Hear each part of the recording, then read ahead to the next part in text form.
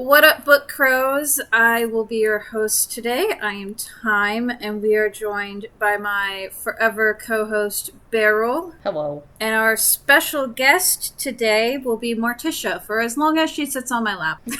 Perfection. And today, we will be reviewing The Ghost Cat by Alex Howard, which apparently is a big TikTok book, considering it says, as seen on TikTok, by the way. I forgot to mention this. I literally was going to mention it during the Iron Flame review. The reviews on both of those books are all TikTokers from booktok.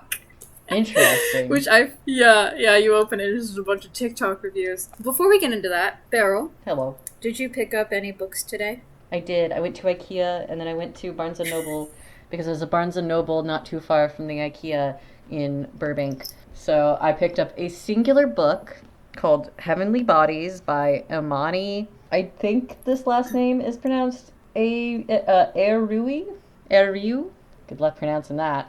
I'll figure it out by the time we record the next episode. Yeah, I have no clue. They had a special edition hardcover that I did not pick up because I am a broke college student and only wanted to buy one book. And it was $12 less to get the standard. And the special edition they had was just the paperback in a hardcover form with sprayed edges. And some art on the inside, but nothing that screamed needed to buy.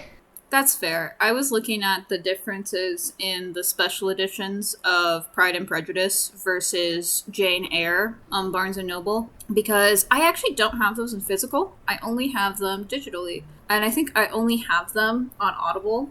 But the other thing I was looking at was the Chronicles of Narnia, because I wanted one solid book, right? Mm-hmm. Well, the edition I have is no longer in print. And mind you, my copy is not worth as much as it could be, because I have my name written in it, and there's a page missing from when my mom wrote in it when I got it for Christmas. If it was in perfect condition, it's worth over $300. Holy shit. Because it's the specialty Barnes & Noble leather bound. Oh my god. Why would you write that? I was a child! I'm not blaming you, I'm blaming your mom. Because she used to give us books for Christmas, and then she would write in them like a special note that's like, "Oh, I love you so much, my children, blah, blah, blah, blah, blah. Why the fuck is my phone going off, bitches?" Oh, shit. Shut up, Alexa. Do not disturb. Turns phone on silent. So yeah, I want to get a new edition of that. You should, yes. My mom would actually, take a piece of notepaper and write whatever she wanted to and put that in the book. That's so smart. That's also why I've seen that there's, these, presses you can get that's like the library of blah, blah, blah. And I'm like, why would you do that?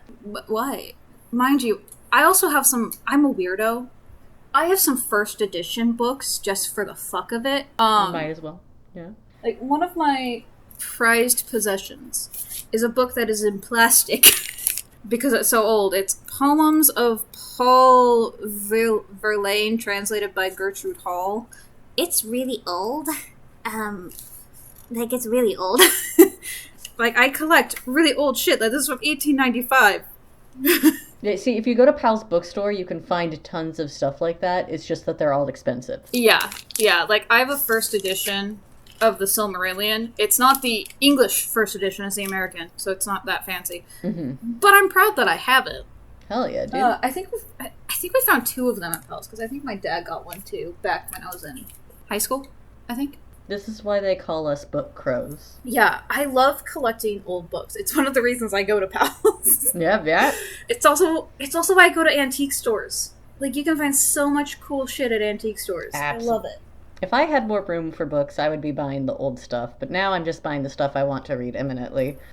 A book that Dalton and it's not in the greatest condition, but we found it at an antique store. It is a really old algebra textbook. Ooh.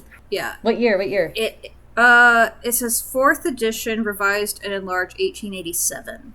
Ooh, that's really close to when they decided how to redo math. Yeah, there's actually a thing in it where it says 1901 from when somebody owned it. Interesting. Yeah, but it's from 1887. London, Macmillan & Co. and New York, 1887. The right of translation is reserved. Elementary algebra for schools. We thought it was super cool. Hell yeah, dude. And Dalton looked at it and he's like, oh yeah, I still use some of this. Yeah.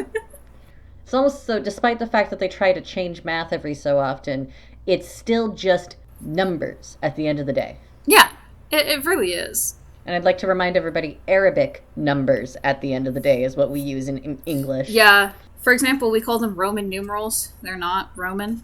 Mm-hmm. We use the Roman alphabet and Arabic numbers. I also have a reprint of Walden by Henry David Thoreau because, you know, bit of a poetry nerd when I decided to be a poetry nerd. Mood. Thank you, Dad, for introducing me to Dead Poet Society, my favorite movie.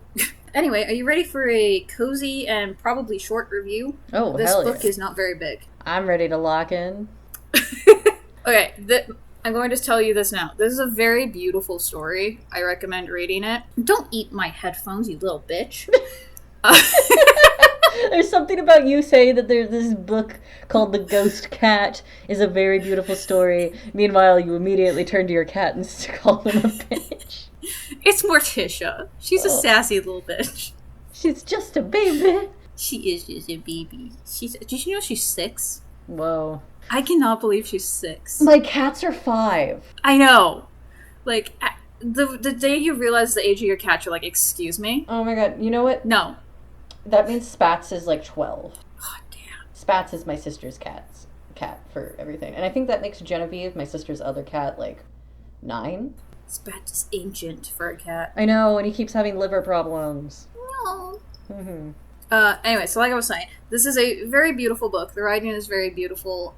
I do not portray said beauty very well in this because I'm trying to summarize. But we have a few questions for you before we begin this. Do you know what the catshi is? The cat sheep? I probably pronounce it wrong, but yeah, catshi. It's cat, obviously. S-I-T-H. S-I-T-H. No. So, the catshi, and yes, I'm so sorry, Alex. You pronounced it probably differently in the audiobook. I am American. So, it's a fey creature from Celtic mythology. It's a large black cat with a white spot on its chest. Some say it is not a cat, but a witch that became stuck in a cat form after turning 9 different times. Some said you could summon the catshi if you burn cats for 4 days and nights to have a wish granted. Actual cats? Yeah. Mind you, one of the things... Oh, thank God. Morticia's like, fuck this shit. You're talking about burning cats. I'm getting out of here. Goodbye, co-host. One of the things that he does in this book is he'll notate when there's actual things that happened. And that was one of the things, is burning cats.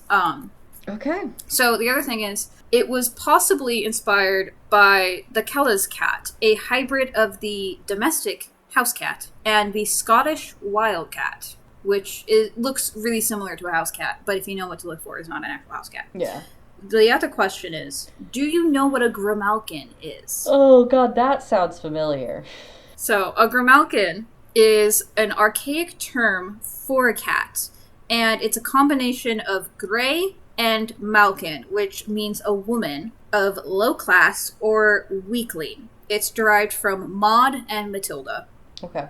Now, it is said that it can also be a fairy cat that dwells in the Highlands. And in the 16th to 18th centuries, when women were tried as witches, a grimalkin was usually their familiar.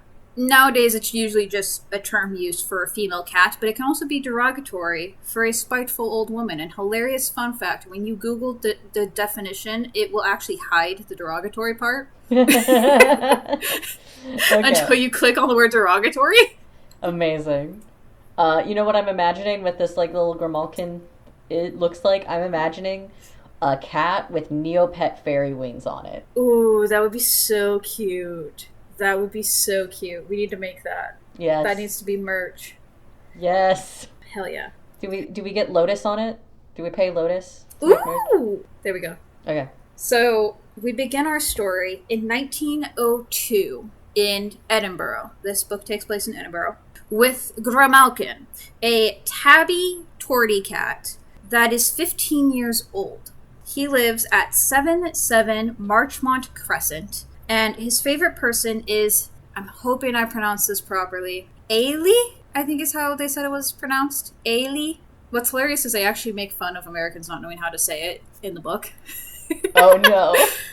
We're set up for failure. It's spelled Eilidh. Yeah, I would not get that. There's a D in there. Why is there a D in there? I'm not going to complain too much because I absolutely have this game. I have a friend, his name is Renil. He's fine with us saying his name outside in the real world because he doesn't, his name's Renil. Yeah. And I like to play a game with people where I make them guess how to spell it. So in the comments, feel free to guess how you spell Renil's name. Just as a heads up, there's a silent letter in there, and that's gonna be fun to see who gets it. If you are one of the people who knows Renil and has played this game with me before, or just knows him, play along, mess with them, have fun. I don't even know how to spell it. Oh, I'll tell you afterwards. Oh no. So Ailey is his favorite person, and she is a char lady who found him as a tiny kitten who was on death's door because his mother abandoned him. And she saved him by, picking him up in her little hands and taking him to the master of the house at Marchmont Crescent to be taken in. And he agreed, and Grimalkin has been there ever since. And Ailey comes to work late this day. And she has coal dust on her hands, as she usually does. And she starts lighting the fires in the house. And Grimalkin is very happy to see her. He's rubbing up against her, winding in and out of her feet. He's licking the coal dust off of her hands. And he notices the taste is a bit sweeter than usual today. He's getting old. He talks about how he's really tired and he can't properly clean himself this day, which isn't a good sign. And so he gets cozy by the fire and he takes his last living breath. Baby. Yeah, that's chapter 1. That's technically the prologue. So then Grimalkin wakes in a forest place with a waterfall that wakes him up. This is where we meet the Katshi, who is upset that he has missed a death. And he missed said death of Grimalkin, obviously, because he was summoned. Okay. That's terrifying, knowing how he gets summoned. Yeah, I want to pull up the note that was made here for this particular scene, if I can find it. What monster summoned this cat? There it is. So the note here is Agnes McPherson from Scalloway, Shetland, whose failed attempt it was to summon Katshia on 4th September 1902, later died in a house fire on Samhain Eve, along with her 12 cats. Good. Local legend maintains... Good that she died in a house. Good she died. Good she died. Bad the cats died. Yeah. Local legend maintains that several uncanny cat shrieks can be heard from neighboring villages of East Voe and Berwick as the green flames licked the house. Okay, I don't like that. I don't like that either. But yeah, so an actual person tried this in 1902. Horrifying. This is probably a good spot to say. This is technically, you'll figure it out. So, oh no. Okay. He is upset because he missed a death due to being summoned, and he has never missed a death before. Since he has missed Grimalkin's, who was on his first life, he gives Grimalkin a choice to either go on into oblivion, or he can live out the rest of his 9 lives in accordance with the Cat with 9 Lives law, which is that for 3 he stays, for 3 he strays, and for 3 he plays. Interesting. Terrifying, but interesting. And since Grimalkin will go back as a ghost cat, the 3 he plays means he will be a poltergeist. Ooh, okay. All right. Made the right choice. So Grimalkin, due to his love of Ailey, and wanting to know if she is alright, decides he's going to become a ghost cat. Obviously, it's the title of the book. Mm-hmm. And we're only in chapter technically 2. So, we begin the first haunting, which is stay life number 2. Because his first life was considered a stay, because he never left Marchmont Crescent. Okay. And we are in 1909 at Marchmont Crescent. So each chapter, each haunting, begins at Marchmont Crescent where he passed away. And so he notices there are several changes to the house. For example, there are now gas lamps and the furniture is different. But he sees the outside world is the same. Like, he at first is facing the outside window and he's like, the cashier has cheated me. Nothing has changed. And then he turns around and he's like, wait a minute. Hold on. What's a gas lamp, guys? I think I'm getting gaslit here. Literally gaslit. Yeah. So, the new master is a nervous man, and it annoys the shit out of Grimalkin. He's like, will this man stop jumping on the balls of his feet? Because remember, Grimalkin is like a grumpy Victorian-era cat. Mm-hmm. He's prim. And so, the new master, happens to be a publisher. And we find out that Ailey is still there, to Grimalkin's delight, but he does see that she has aged a little bit. The life that she has to lead being lower class and the work she does has caused her to age, but she still has this delightful twinkle in her eyes. And the master is getting ready to meet with a man named J.M. Barrie. What? Okay. He is meeting with him about the book Peter and Wendy because he's hoping to acquire the rights to Peter and Wendy. All right. Okay. Now I understand. I've caught up. Yes. So at first, before he comes in, like Ailey is talking with the master about how she's prepared his favorite drink and his favorite type of meal and stuff like that. Grimalkin is like, well, I'm bored. I'm going to explore the rest of the house. So he goes upstairs and finds a very annoying woman who is fascinated by electricity. She's turning the light on, she's turning it off. She's turning it on, she's turning it off. She's turning it on, she's turning it off. And Ailey is just standing there like, yes, very impressive. Thank you. Modern innovations. I'd say thank Thomas Edison, but like really, who knows? It could have been Tesla for all we know. I mean, Tesla is the reason we have a very specific type of electricity that can get to rural areas. I'm blanking on what it is. And Tesla also sued Edison over stealing a specific way that electricity gets through houses. Wouldn't be surprised. I don't remember how that turned out. And Thomas Edison is the Elon Musk of the 1800s. Yeah. He didn't do shit. We just like to give him credit where no credit is due. Yeah, the fact that Tesla died penniless is a tragedy. It is. And then having a car named after him is rude. Elon Musk is rude. Yeah, who names their kid after a math equation? Like an asshole. A TERF. No, he's not even a TERF. A bigot. A horrible human being. White supremacist? Yeah, from South Africa. Wait, a foreign oligarch. He is a foreign oligarch on American soil. I love the way Bernie Sanders says oligarch. I've never heard... Oh, you have to look it up. It's so good. All right. It's kind of funny. So J.M. Barrie gets there, and Grimalkin notes that he can tell what type of man J.M. Barrie is by the way he rings the doorbell. They go into this meeting, and mind you, the publisher is... You know how at jobs you'll have people who are like very like smarmy on purpose because they want something from you? That's kind of what the publisher's doing. He's like, yes, old chap, and all this other nonsense dialogue. And at one point he's like, but we can't have Peter be this certain way and things like that. Grimalkin sees a slight change in J.M. Barrie.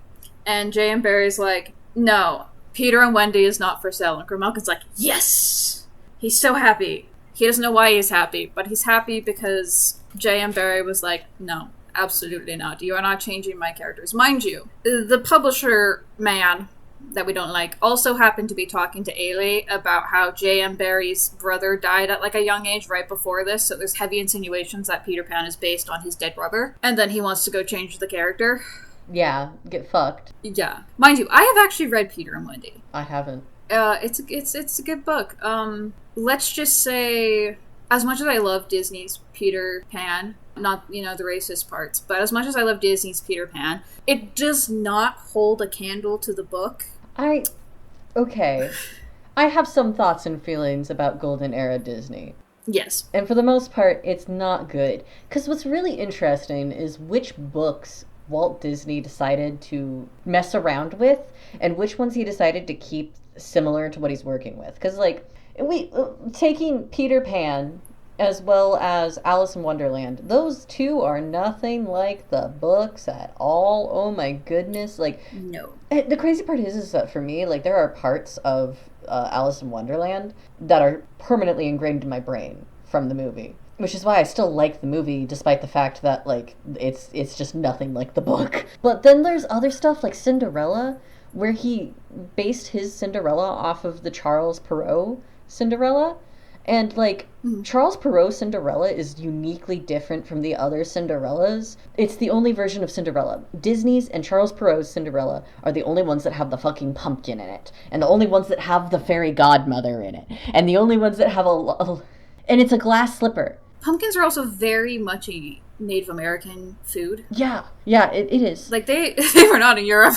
Yeah, they're considered very weird in Europe. But then also, like... Yeah. The slipper is only glass. Ever since Disney made Charles Perrault's version famous, it has been glass. But prior to that, it was gold or gemstones or something else. Like, it's so interesting how he, like, was such a stickler for Cinderella and other ones. And then, like, Alice in Wonderland and Peter Pan, he just fucking did whatever. What was his deal? It's the same with Mary Poppins. Yeah, same with Mary Poppins. Mind you, Mary Poppins is one of my favorite Disney movies, partially because of what it represents. But mind you, it is very different from the original material that P.L. Travers made, and there's a reason she hated the movie. Yep. However, I really love the movie, but I understand that it is very different. The Peter Pan, while we're on the subject of J.M. Barrie, he didn't change a crazy amount of the actual story, but he changed Peter. Yes. And that's the big thing. Peter was not a good kid.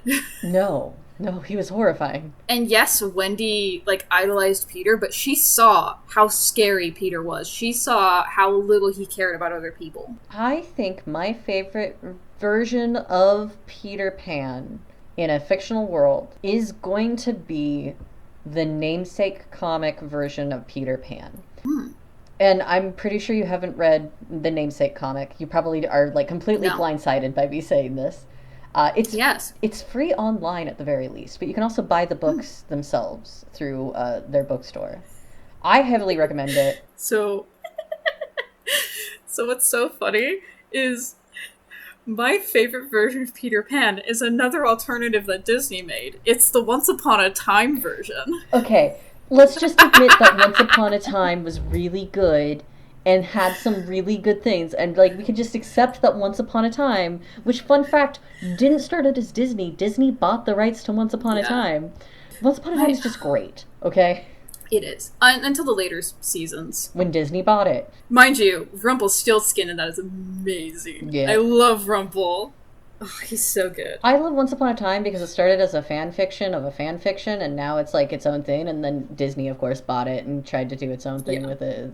A lot of people got pissed when they put Frozen in. Yeah. Which, mind you, I have decided I will be reviewing a Frozen book because I think it's really great. Sure. Why not? It has nothing to do with Elsa. Oh, okay. So, we get to our second haunting. Our second haunting is the last stay haunting. And we are in 1935. Okay. We jumped a lot. That's a big jump. It's the Depression. Grimalkin wakes up to the sound of two women talking. And one is an American named Abigail Rockefeller. Okay. All right. And one is an Irish woman that I forgot the name of, so I don't mention her name. Okay. They're talking about how the Irish woman's husband has discovered a mold that can cure disease inside the body. Ooh. I know what this is. But he is having issues with funding for more testing and lab work. Checks out. So we see that, I'm going to pronounce this different every fucking time, I just know it. Ailey is still there, and she is different somehow. There's less light behind her eyes. Oh no. Grimalkin follows her to this cupboard that is her bedroom. Like, this is literally both a cupboard and a bedroom at the same time. She uses this cupboard because, remember, before, she came to the house. Okay. So she's now living at the house is the big difference.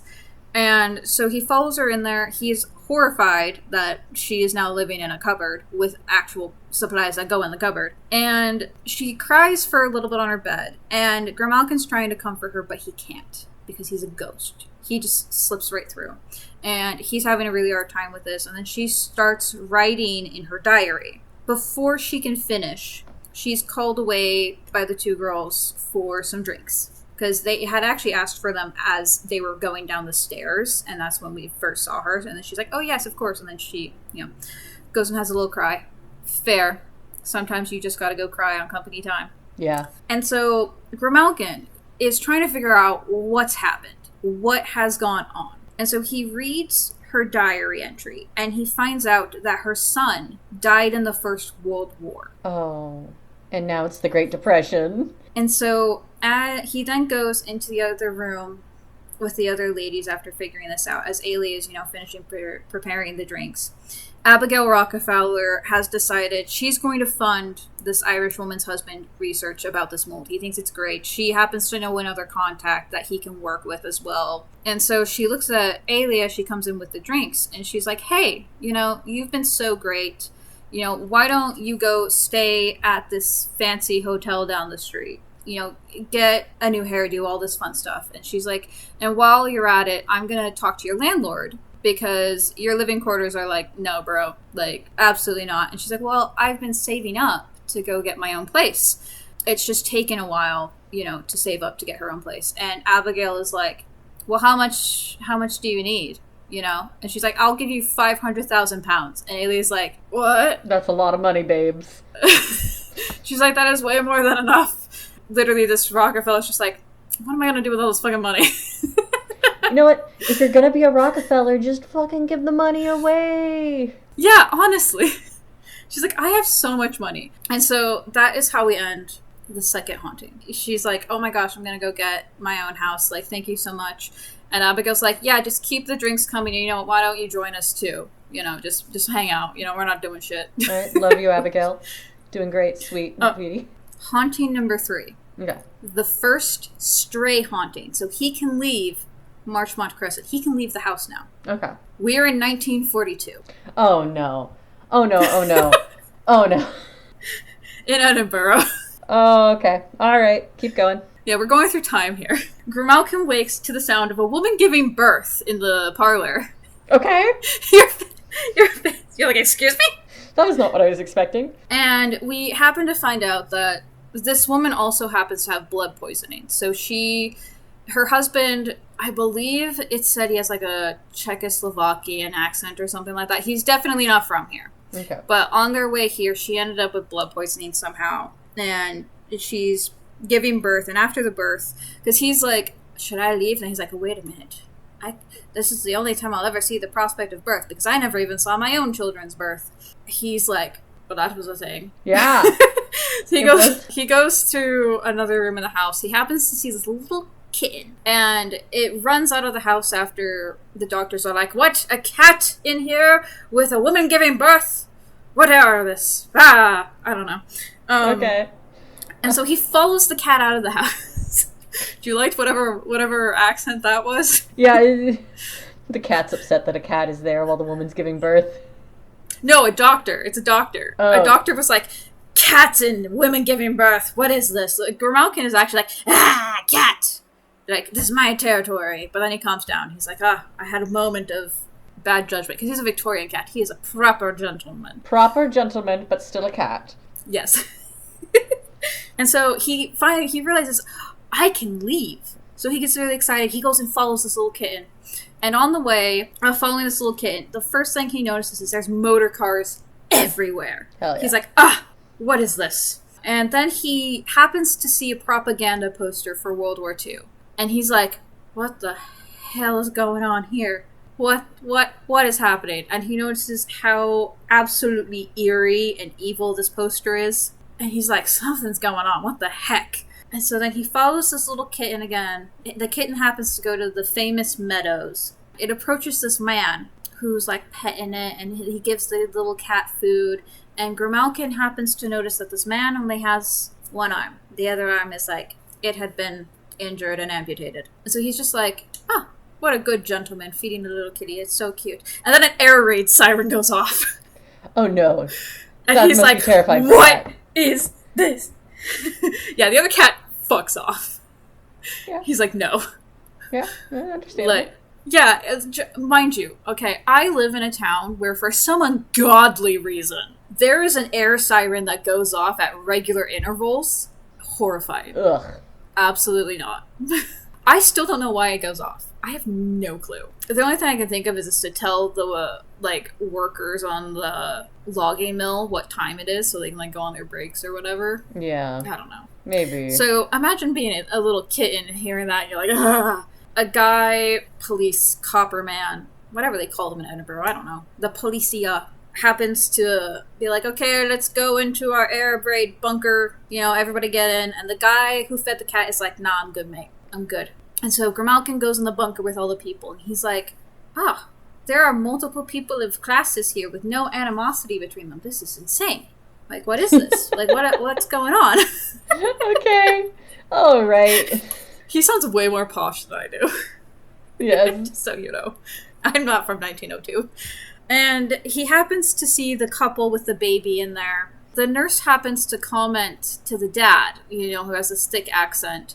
She's like, I don't know where you got this medicine for your wife, but wherever you got it from, the penicillin's working. Payoff, payoff, payoff. Payoff, exactly. And that is how we end Haunting number 3. What do you think so far? Where did Ailey go? We find out in the next one. Great, okay. I love the payoff for penicillin. I'm excited to see where the payoff for Peter Pan's coming from. That's all we get of J.M. Barrie. Oh, okay. We just happen to see J.M. Barrie because he did have a meeting at that house. Oh, okay. So he's just there to establish the location as a real place that we can look at. Yes, it is a real place. Barrie left Marchmont Crescent shortly after the exchange and never met with publisher Archie Cavendish again. The novel rights for Peter Pan were eventually bought by Holder and Stoughton in 1911.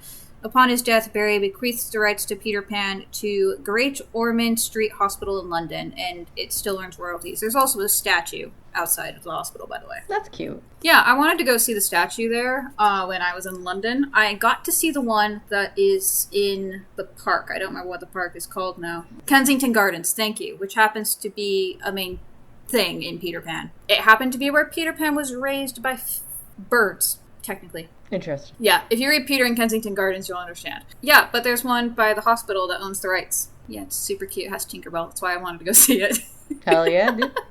You're a Tinkerbell person? I on purposely brought my Tinkerbell wing backpack to London to get a picture with the Peter Pan statue. Hell yeah. I was that extra. There's also a Princess Diana fountain in Kensington Gardens. That's cool. It's super beautiful. So what I'm hearing is that we take your Tinkerbell stuff and we go to New Orleans and we pretend it's Tiana stuff. Honestly, yeah, we could. I so want to go to New Orleans. Same. For all of the listeners wondering why I said specifically take the Tinkerbell stuff and pretend it's Tiana stuff, if you look at the official merch for Tinkerbell and Tiana, they are the same colors but reversed. Yeah, they are. The amount of times I've seen something and thought it was Tinkerbell and then found out it was Tiana, I'm like, oh, and okay. The amount of times I've saw something and was like, ooh, that's Tiana, and then it was Tinkerbell. Can you guess what our favorite Disney characters are? Now, mind you, Tinkerbell is my favorite because it's been my favorite as a child. Mm-hmm. Like, imagine tiny me seeing Tinkerbell. It also helps that I have the proportions of Tinkerbell. Like, I put my hair in a bun when it's not dyed and I look like Tinkerbell. Yeah. So seeing someone that looked like me, but also, I just loved fairies as a kid. Hello? Now, to be fair, my actual favorite Disney character that I cannot find merch for at all because Disney on purposely bombed this movie is Treasure Planet. Yeah. Because I love Jim Hawkins. Accurate. And if you remake that movie, I will come find you, Bob. I will find you. How many times and is Bob gonna will give you a lecture. Bob is going to get threatened so many times on this. Yeah. But I swear to God, if you remake Treasure Planet with a live-action bullshit, I will find you, and I will have words, Bob. Hey, I won't do anything. Bob, hire me and let me make my Fox Princess movie. Please and thank you. Please. No, you know who should make your Fox Princess movie? Miyazaki. Miyazaki would be great Also, DreamWorks and Sony has a really good yeah. chance. Have it be DreamWorks because they on purposely made DreamWorks to give a finger to Disney. It's fair. literally made by a disgruntled Disney employee. It's fair. It's the stories about Prince of Egypt versus Shrek. Oh, man. Prince of Egypt is a gorgeous movie. Oh, man. I love it It's so much. gorgeous. It's such a good proof that you can have a religious story being secular for a movie. Oh yeah, it's so beautiful. Also, the imagery alone in the opening one in the opening number, and then also in the plague number, where it shows not only the divide between them, but it literally has Ramsey in his father's shadow. Yep.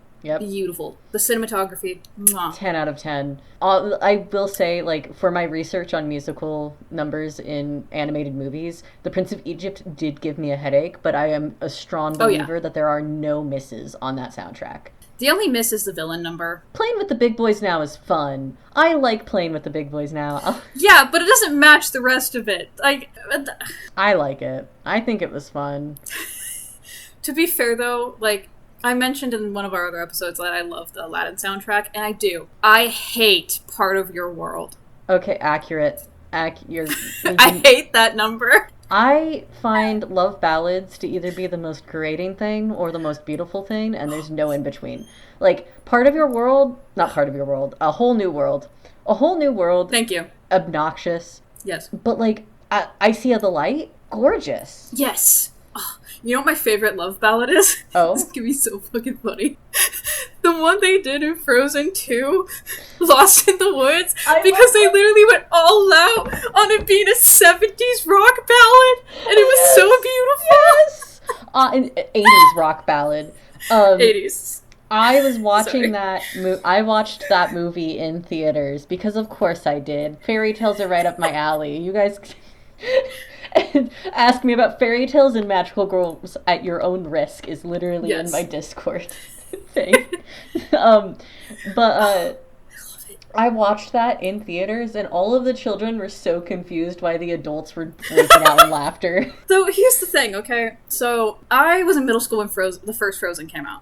High school. We were high school. I think it was middle. It was our high school? Okay. Freshman year of high school, I believe. Okay, that's why I think it was middle school. So naturally, I was on the hate train for Frozen when it first came out. Yes, because I was an edgy teenager. Mm-hmm. I remember. And I'm okay with saying that. Like, I look back at my teenagers, I'm like, wow, I had some stupid moments. But mind you, Frozen 2 came out, and I had my niece living at my parents' house with me, and so I was full on expecting to hate Frozen 2, especially since I had watched the Nostalgia Critic video on it. Not gonna lie, really good movie. There's only a few things I would change. Yeah. If they changed the argument between Anna and Kristoff to actually make sense. Yep. Perfect movie. Yep. Especially if you annihilate that fucking snowman in the first scene. You kill Olaf, I'd be happy as hell. I've said it before. I'll say it again. The usage of comic relief characters as like little sidekick characters needs to stop. Well, there's no need for that. The comic relief can come from the characters themselves. I also just don't like Josh Gad. A lot of people hate him. I find him annoying. A lot of people do. Yeah. He is a Nepo baby. Remember of that. Nepo baby. You get free marketing by having him in your movie. You do. God, what's that actor? He used to be like the Josh Gad of when we were younger. And I'm blanking on his name. Eddie Murphy? Yeah. He used to be in everything. Yeah, he was. And now he's not anymore. And he was mostly used for adult humor in kids' movies. Yes. But you know what? Donkey is not that bad, and neither is Mushu. Yes. Yeah, Mushu's okay. Oh, you know another one that was also adult humor in kids' movies but did really well? Danny DeVito. Oh, love Danny DeVito. Amazing guy. Love him. Especially in Matilda. Even his more terrifying roles, like Matilda, he's amazing. And his funnier roles, like that fucking goat dude in Hercules, amazing. Oh, yes. The fact that they combined like 3 different things to get Yeah, I mean, you can't make Hercules into a single movie unless you're doing some bullshit. Or a kids movie. Yeah. Or a kids movie. We all know what happened. Yeah. Mind you, I love Hercules as a Disney movie. It goes so far from the source material. It's also one of my husband's favorite movies, but it's also one of the only man-centered kids movies made by Disney. It doesn't have to be accurate to the source material to be good. I am a strong believer No. that a good movie can be completely different. Let's look at Howl's Moving Castle. Howl's Moving Castle, completely different from the book. But you know what? That movie is amazing. I've never seen it. Oh, shit. Wait, what? I've never seen it. Fam. You have to remember, the only Ghibli movie I had in my house was Kiki's Delivery Service when I was younger. Okay. So I wasn't able to watch them until, like, high school. You know, I didn't watch them until high school either, but my Howl's Moving Castle is both my sister and brother's favorite Ghibli movie. Like, to the ends of the earth, those two obsessed. I'm so sorry. One sec. Ellie is obsessed with, yeah, I know. Switching my sister to her middle name instead of her first name is a wild, fun thing. We could call her Soy Sauce because that's her nickname. There we go. Soy sauce. All right. Soy Sauce. Soy Sauce she just loves Sophie and Howl, mostly Sophie so much. And then my brother, Matthew, he fucking loves Calcifer. Guess what book I intended to do at some point? Oh, hell. Okay, can we do this together? Can we book club this? Okay, we're gonna book club this. Stay tuned. I also have this book that's based on it. Ooh, okay. Yeah, it's literally in beloved tradition of Howl's Moving Castle. I got the fancy deluxe edition. You did. I have a basic bitch edition. My sister-in-law got it for me for Christmas. Hell yeah. Your sister-in-law Thank you, knows it. sister-in-law. Yeah. Anyway, back to Haunting number 4. Okay, sorry. You know what? It's fair. We got on a tangent about we need to keep the Disney tangent in because it's important. We brought up J.M. Barrie here. Okay. Bob, I swear to God, if you touch Treasure Planet, I swear to God, Bob. Anyway, Haunting number 4, which is the second stray, is in 1953. Hello, Penelope. Penelope. That rhymed too. 1953. Hello, Penelope. Oh yeah, I got another kitty. Hell yeah. So, we are in 1953 on the day of Princess Elizabeth's coronation. Ooh. There is a street party for people to celebrate and share food due to the rationing that is still in place. Grimalkin notes that the food is terribly unappetizing and there's a lot of jello. Accurate statement. Yeah. Oh god, the amount of cookbooks I have that talk about jello. I actually have a cookbook that is literally dedicated to European puddings. It's called Pride and Pudding. Okay, alright. Puddings and jellos, big thing, especially back in the day. So everyone seems horribly hungry. He notes how much, people are like ready to eat, and the person is having to be like, all right, make sure you don't take more than allowed so that everyone can get some. We've all been rationing here. And then he smells one of Ailey's pies and notes how she must still be alive if he's smelling that pie. So he travels to where she mentioned wanting to get a house. Eventually comes across her place and notices the front of the house is perfect. The front garden is immaculate, front door, but the back is in disarray. No. So something must be wrong. And so he goes in and he finds Ailey in bed, clearly on death's door. Sucks. That means that she's probably going to be able to see him. And she finds a man is also there with her, who happens to be the one-armed man from before. Oh, no. The one that fed the kitty. It's her son, isn't it? No, her son died. Okay, I was hoping that her son secretly stayed alive and just had one arm left. God damn. Okay. This is like her husband, boyfriend, new husband. I don't know. It's not very clear. But they're definitely like lovers. And so the man and her talk for a bit, and Grimalkin jumps on the bed, and the husband happens to be like, oh, is there anyone you want me to go get? And she's like, no, but do you remember that little kitten that I saved? Do you think I'll see him in the afterlife? Stuff like that. And so the man goes downstairs because he hears the kettle going off. He's like, I'm going to go make some tea. And so Grimalkin's sitting on the bed. Ma'am? Penelope! Penelope! Get off the keyboard! I just got a face full of cat through a camera. Oh, Penelope. You little shit. You just see Penelope walk right up to the fucking camera and just rub herself all over it. Holy shit. Oh. She's not done that before. Wow. I'm sorry, I wasn't petting you enough, Penelope. I'll do it more when I see you next time. We'll have to bring her to graduation. Hell yeah. So Grimalkin is laying on the bed in silence, just enjoying being with her.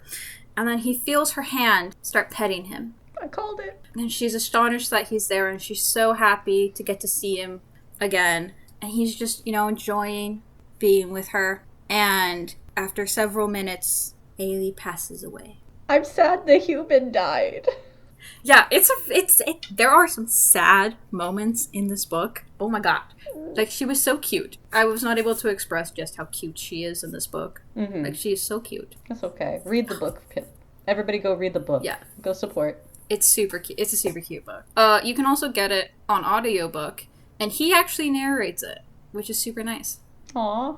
Hell yeah. I love when authors narrate. So, our fifth haunting, the number 3 stray. So, this is the last time he can stray.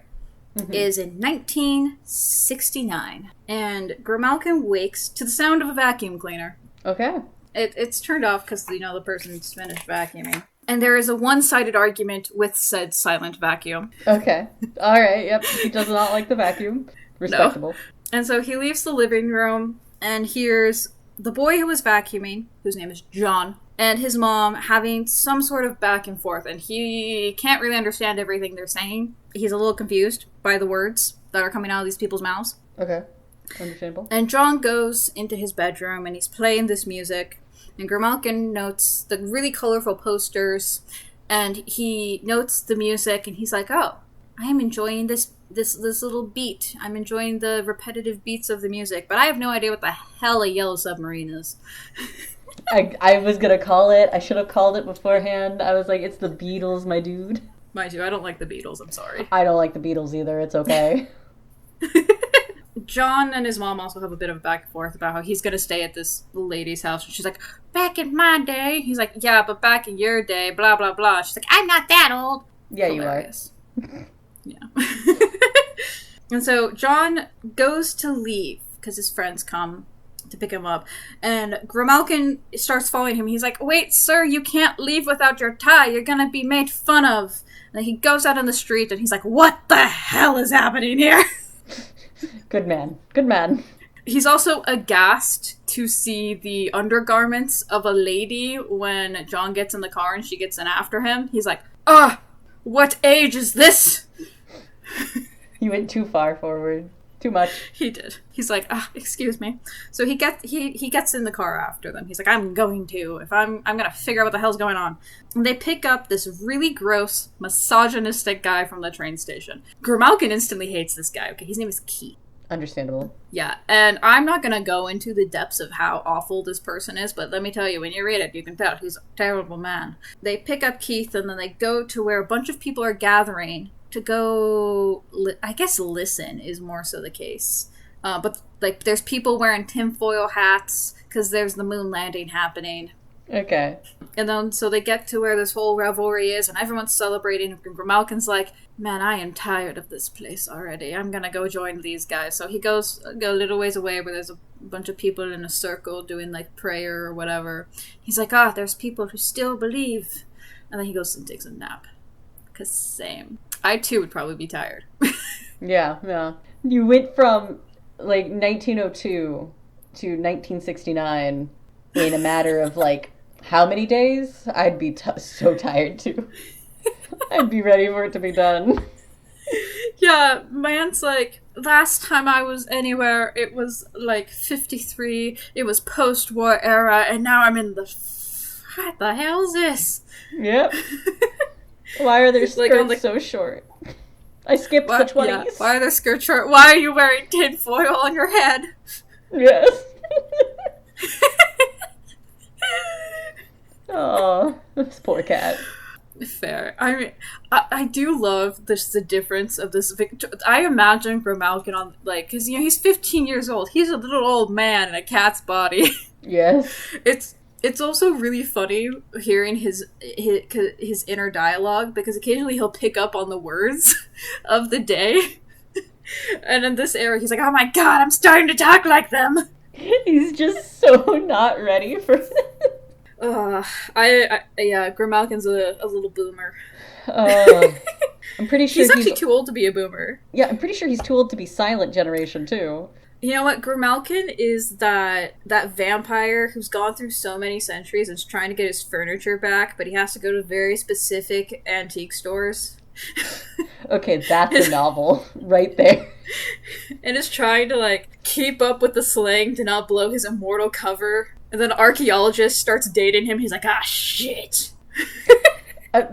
Why are you coming up with a good plot right now? Also, this kind of feels like half of the plot of Blackula. Wait, what's Blackula? I've heard of Bunnicula. So Blackula is a movie from the 70s about Black Dracula. I can say it that way. Okay. Essentially, a man from Africa. I don't know what country in Africa. I'm so sorry to literally everybody that I just said that. But, like, I don't know half the shit I was watching there, but I was having a good time. He goes to Dracula and asks for the slave trade to end. And Dracula laughs at him and is like, no, I will give you anything but that, because we cannot end slavery. And this guy's just like, what do you mean? Slavery needs to end.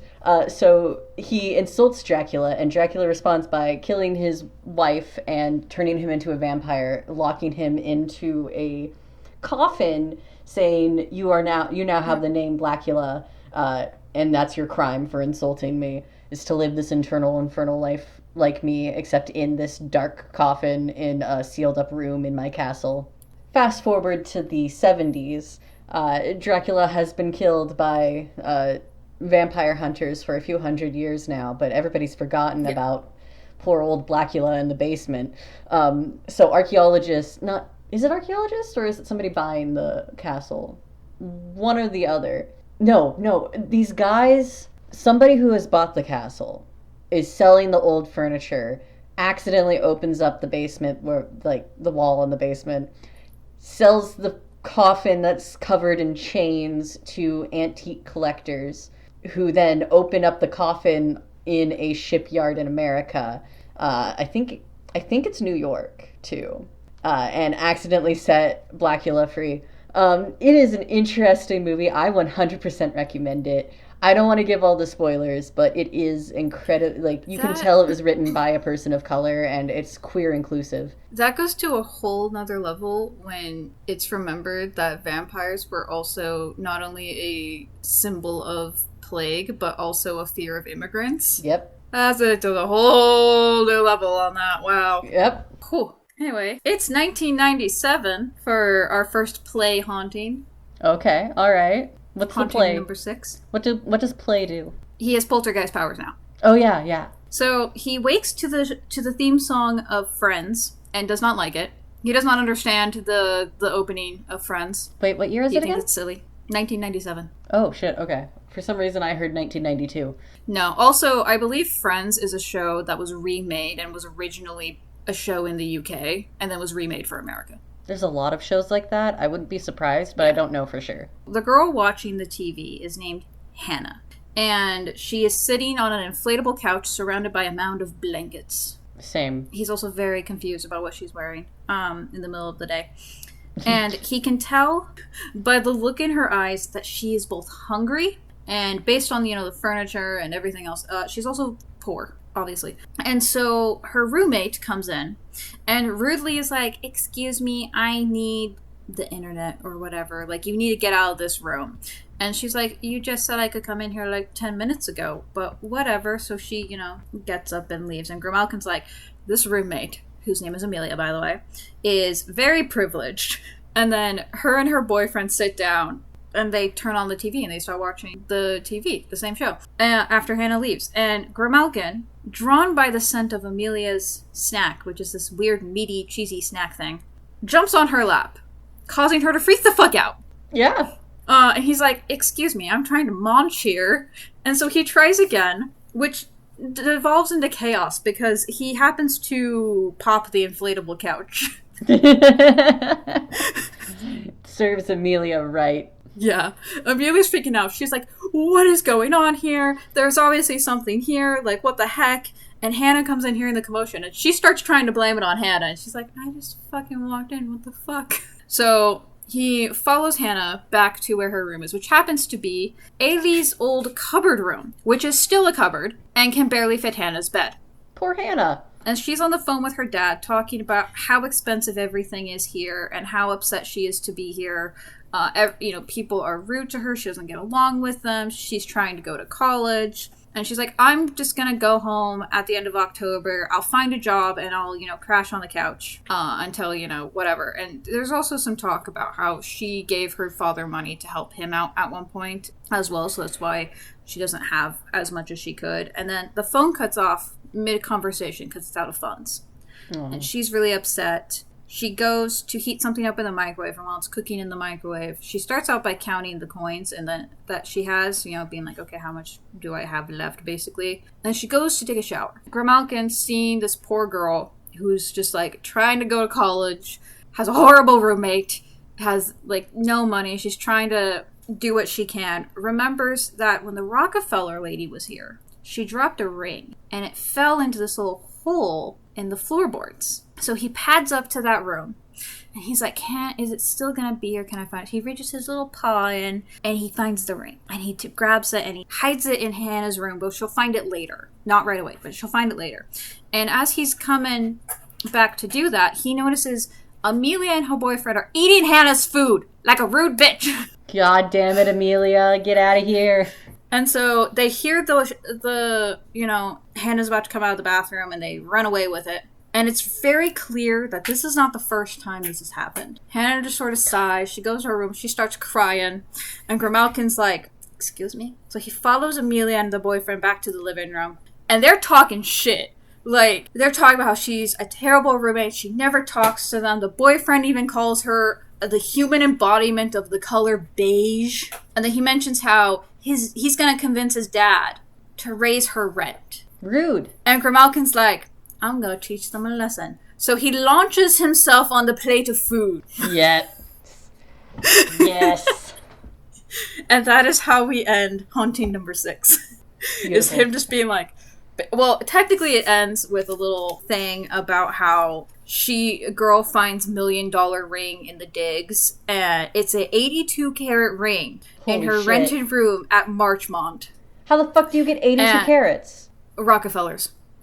Holy shit. So now she's able to still go to college. She can help her dad because he was in dire financial straits. And she can pursue her dream of an English career, an English degree, closer to home while supporting her dad. Good for her. Also, it was worth 800,000 pounds. Yeah, that checks out. Hell yeah. That's how Haunting number 6 ends. What do you think of Haunting number 6? Hate Amelia. Good for Hannah. I can't imagine how that many diamonds ended up on a ring, and I have sold some pretty crazy rings. I know what 12 diamonds looks like 12 carats looks like on a finger. I don't know how fucking 82 carats ended up on a finger. I'm gonna look it up. Is there such a thing as 82 carats? Though, okay, I saw somebody put Holy shit! They do exist. Oh my god, send it to me. Send it to me, because I have seen 12 carats on a ring, and I saw somebody buy 2 of those and put them on one finger, and it just looked silly to me, but you know what? I made a good commission that day. 82 carats just took me out. First, I'm trying to see if it actually is a thing. Yeah, they're apparently extremely rare. Yeah, no shit. I know what 24 carats looks like on a finger. I know it's gonna be rare. There's no way that's 82 carats. I don't know. That is not 82 carats. I've seen a 12 carat diamond, a singular 12 carat diamond. I've seen a 16 carat diamond. There is no way. Maybe it's 0.82? Maybe? 0.82 is really I don't know. But then I feel like it wouldn't be worth 80,000 pounds.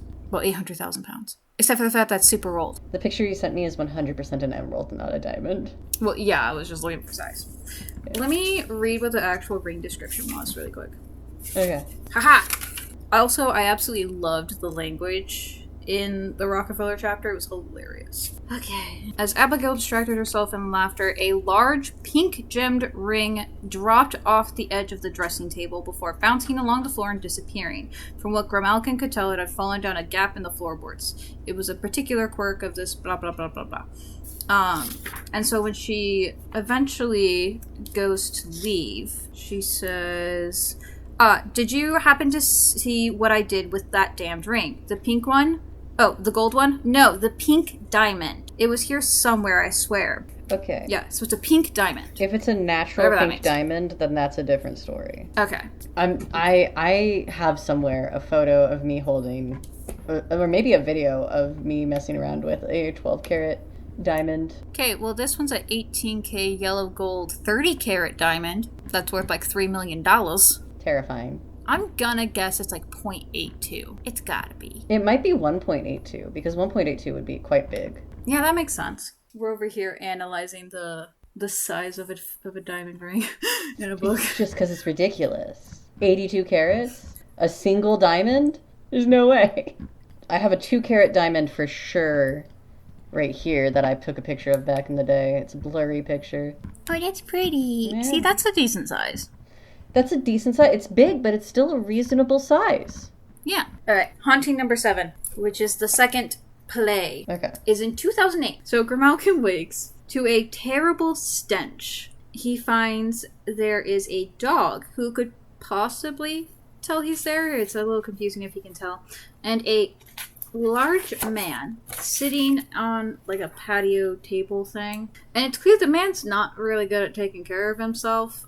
And he's sitting in front of a laptop eating Cheetos and watching the stock exchange. Grimalkin realizes that this is Keith from 1969. Keith has clearly come into money based on the suit and expensive watch he is wearing. But there are stains on his suit. Like, he's been like rubbing his grubby hands all over it. And he is very oily. Like, this is a gross man. And he sees in Keith's eyes a hunger for money. His hand happens to pass through Grimalkin at one point, and it feels icy and unpleasant, which isn't how it's been when others have done it and have just passed through. It's because Keith's awful. Keith yells at his dog. I mean, I'll like yell at my dog to be quiet out the window, but like the way he yells, it's really rude sounding in the book. All right, Keith, count your days. And yeah.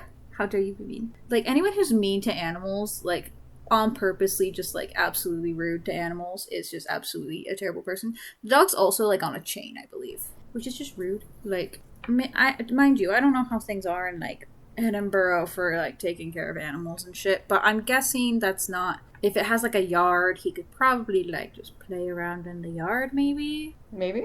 I don't know. Could always look up the address and figure it out, I guess. I'm not gonna do that, though, because I'm not weird. So, Keith happens to start yelling at some kids and gets up from where he's sitting because the kids are playing in this garden quarter. I have no idea what that means. He mutters, "Some people are trying to make money." This, combined with the fact that he found Ailey's tools in a dilapidated state in the garden, like clearly just thrown out there, not being taken care of, kind of sends Grimalkin into a little angry, spiteful fit, and he decides, you know what? He goes over to the computer and deletes the man's stock portfolio. Hell yeah. And spills soda on the computer. What year is it, by the way? 2008. Okay. You look okay, yeah, that's funny. Yeah, let's go. Get fucked, Keith. And that is how the 7th haunting goes. So, it's a really short one. Mm-hmm. So, our 8th and final haunting, the last play haunting and the very final haunting of Grimalkin, is in 2022. Oh. Where Grimalkin wakes to a man who is very energetic and happens to be refurbishing Marchmont Crescent. Interesting. Grimalkin is pleased at seeing Brasso, which is used to clean the brass and stuff, and that the place is being restored, and takes a bit of a liking to the man because of this. And he hears the man he has dubbed Brassman. His name is actually Alex. Okay. Is that the name of the author? Yes. Okay. All right. Brassman. Being called by his wife because they haven't eaten dinner yet, and the man is like overly excited about filming TikToks about refurbishing this old house. Okay. I would just like to comment that, as seen on TikTok, House Dr. Alex is his handle. Okay. So Alex goes in to get food, and Grimalkin follows the wife up to a room and is horrified when she starts taking a COVID test, because if you've taken one, you gotta shove it up your nose. Yeah. He's like, what torture is this? And she's like, no, negative. It's negative. I have to go to work, Tabitha. And Tabitha is their little cat. Aww. Who is possibly one of Grimalkin's descendants. Perfect. He can kind of tell that Tabitha feels a change in the air when he comes into the room. She's like, something's going on, but she can't tell where Grimalkin is. And Grimalkin's like, one of my distant relatives, it could be great, however many greats granddaughter. And he rubs up against her, and she freaks the fuck out because she's like, someone's touching me, and like runs around. And the wife is like, what the hell? And the husband who's come back is like, what the hell? They're like, our cat's being weird. Something's wrong. And so Grimalkin, after, he's like, well, if you're not going to commune with me, I'll go commune with the brass man. And at this point, he's back, and he's like on a ladder or something. He's like doing something. And Grimalkin accidentally causes a ladder to give way. And they're like, bruh, this house might be haunted because, like, I didn't do that. What's going on? They're like, Tabitha knows this house is haunted. Something's weird about this house. And so as Grimalkin watches them, kind of do a bit more refurbishing and decorate the house, mostly the living room parlor is where we're at. Like, the wife's even hanging photos on this little photo hanging hook that nobody else has used or whatever. The news comes across that Queen Elizabeth's death has happened. Oh, that's why it's 2022. Grimalkin starts thinking about all that he's seen and what all's happened in this room in the 120 years since he's been alive. And at 8:07 on September 8th, 2022, Grimalkin takes his last breath. Baby. So then the epilogue. There's an epilogue. Okay. It is December 2022. Alex, the brass man, is trying to get their son to his wife so that they can be fed. Because, babies. And Tabitha is, like, going in and out of his feet. She's, like, running up back to the hallway. And he happens to see her stop and, like, look out this window. And then run back out in the hallway. And he's like, what the heck is going on? Like, she's been acting strange ever since we moved here. And he saw her staring out the window. And he starts thinking that maybe Tabitha knows something he doesn't. But what he didn't see was when the moonlight fell on a particular spot on Tabitha's back, she was able to see the cat. Oh. And that is where we end the book. Aww. There's also a little, like, author's note that literally says, one of the ends of it is, and to Tabitha, my quality control, whose ginger flank inspired Grimalkin's own, and who randomly hissed into the back bedroom one evening, thus giving me the idea for the ghost cat. It's a little anticlimactic, but it's still a really good story, and it's really fluffy and cute. Yeah, it's not one of those, like, adventure novel things. It's definitely, it's a cozy book, which, I mean, it does what it sets out to do. I like this cozy book. Yeah, it's super cute. This cozy book didn't have stakes, but that's okay. It was really sad, though. It was. Like I said, I mean, one of the... I got it... We're going to blank that out, actually. When a bookstore first opened in the city near where I live. That's where I got it from. And so I read it that year. I think it was last year, maybe? Mm-hmm. But I think, like, January. So about a year ago. But then, when my sweet little biscuit passed away 2 weeks ago, I went into a bit of a reading slump, and I happened to see it on the bookshelf. And decided that I wanted to read that. It's one of those... It's definitely a sad book, I mean, it's about a poor little ghost kitty who's seeing through the ages. But there's a lot of really cute moments in it, and there's definitely a lot of really beautiful writing in it, I'd say. He's a house doctor, but he has some good prose. Yeah, and I'm gonna guess... Yeah, he happened to be renovating his Edinburgh tenement flat on the weekends with his cat, is what this says. I do wonder, based on some of the things in the book, I'm gonna guess he did some research into things that happened around the time of his flat, and that's what inspired him to go through the different ages and stuff. Yeah. I don't know if he happens to live at that particular place, but who knows? If he's a house doctor... He probably researches whatever place he buys. And that's probably what it came down to. Probably. I do think it's super cute. Okay. I would recommend reading it if you just want like a cozy read. Yeah. But be prepared to cry. Oh yeah, it's a cozy read, but be prepared to bawl your eyes out. It's fine. It was a good read for you this past week. Yeah. do you have any final thoughts, or do we No? want to go into that other rant that we were talking about doing in the ending? Which rant was that? I don't remember. Eh. If anything, we can have like a short on TikTok and YouTube Shorts where There we we go. address it There we after go. we edit everything. I remember what the hell it was. Yeah. Because, yeah, I don't remember. I don't remember what it was. Damn it. It was something important, though. It's okay. We can come back to it. Join us next week for Heavenly Bodies by Imani Rui. Ryu? I'm going to look that name up. Join us next week. Ooh, skipping the TBR, going straight to the new book. Yeah, absolutely. Also, don't forget to like, comment, subscribe, do the interaction things, blah, blah, blah, blah, blah. Have a good night. Yeah, see if you can figure out how to spell Renil's name. Yes, please. Triple Dog Dare. We'll put that in the shorts, too. All right, that's it. That's it.